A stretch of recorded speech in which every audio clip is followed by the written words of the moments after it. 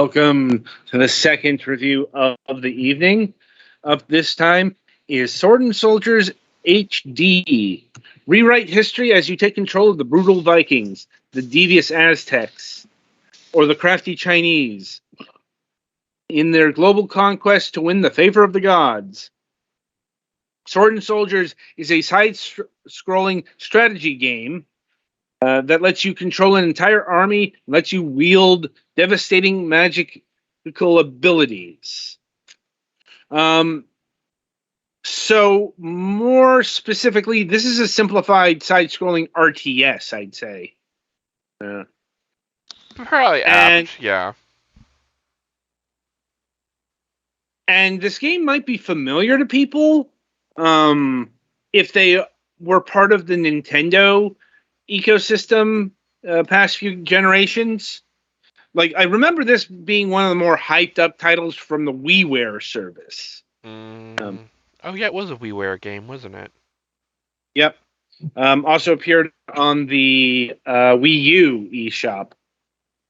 Possibly, like, could be on the other, like the PlayStation, but I know it was on Nintendo platforms. Yeah. Yeah. And yeah, this was just kind of a last minute replacement game for Petty, mainly because his eyes aren't up for the handling of FPS games currently. Yeah. Also notable that the developer and publisher of the game, Romino Games, went out of business a couple of days ago.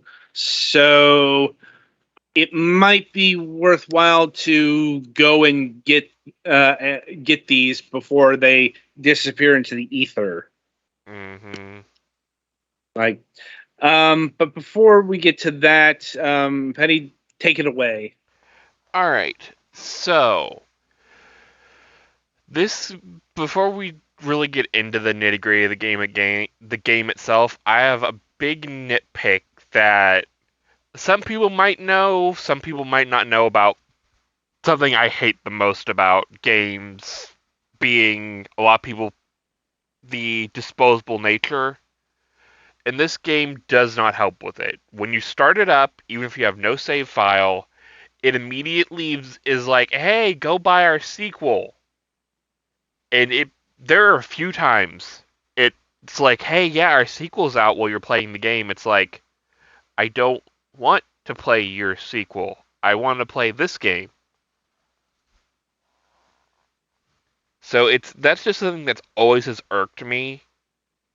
So it's definitely points off for that, and future devs, just know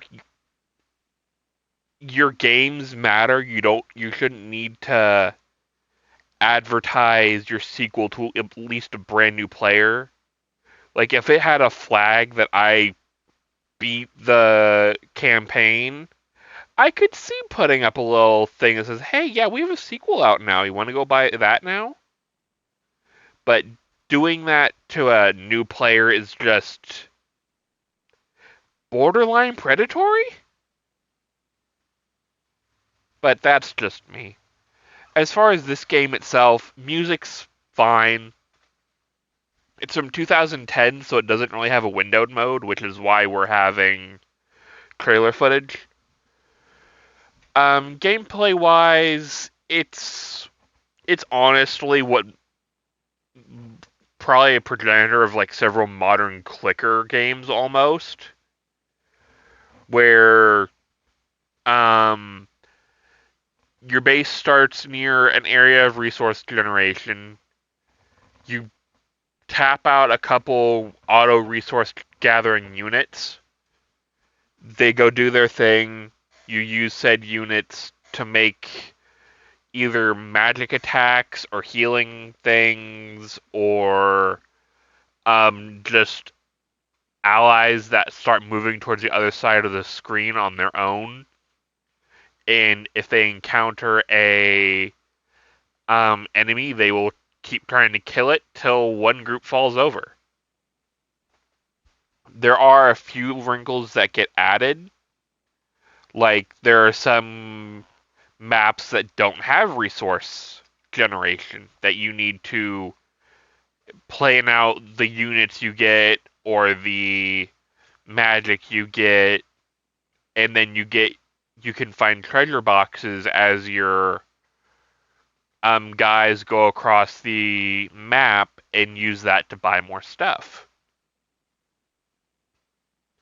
And then there are alternate win condition maps where you could go take the enemy's base, or you could just, accrue 1,000 gold. And there's a whole bunch of stuff like that. Art's fine for the era. Music's a little loud, and I kind of ended up turning it off because I wasn't my jam. Sound effects are there. The only voice acting is maybe one or two shouts from your units. From like when you make them when they're under attack. Stuff like that. I don't think there are any mechanics to like sell units. Like once you make it, it's there forever till it dies. So there is a bit of strategy in that.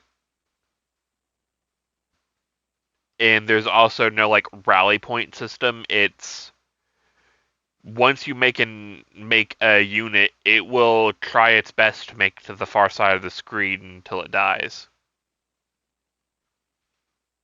And yeah, that's kind of it. There's not a whole lot to the game.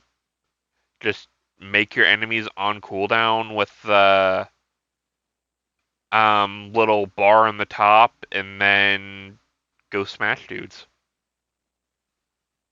Any questions or comments from you guys?